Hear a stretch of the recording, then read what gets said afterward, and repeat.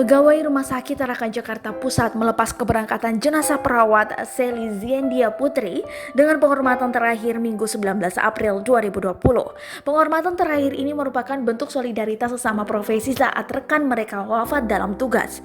Ujar Ketua Umum DPP PPNI Harif Fadilah di Jakarta Senin 20 April 2020 sore seperti dikutip dari Antara melalui kompas.com. Pelepasan jenazah perawat yang bertugas di tim ambulans gawat darurat Dinas Kesehatan DKI Jakarta itu viral di berbagai akun media sosial seperti di Instagram pada Senin ini. Salah satunya seperti yang diposting oleh @tonya_ari_agung. Dalam video berdurasi kurang dari 10 detik itu menggambarkan suasana haru pelepasan jenazah Sely.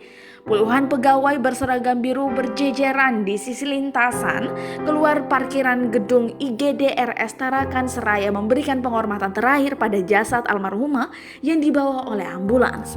Harif mengatakan Sely menjalani tugas terakhirnya di AGD Dinkes DKI dan wafat di RSUD Tarakan. Memang salah satu tugas yang almarhumah emban adalah mengantar pasien rujukan COVID-19 ke sejumlah rumah sakit, ujarnya. Terakhir dirawat dengan status PDP, tapi untuk positif atau tidaknya kita belum tahu, ujar Harif. Perempuan berkerudung itu dikabarkan wafat pada Minggu 19 April 2020 pukul 20:50 waktu Indonesia Barat. Pernyataan duka cita juga datang dari keluarga besar Himpunan Perawat Gawat Darurat dan Bencana Indonesia (HIPGABI). Sely menjadi perawat ke-16 yang telah gugur selama mengemban tugas sebagai perawat pasien COVID-19 di Indonesia.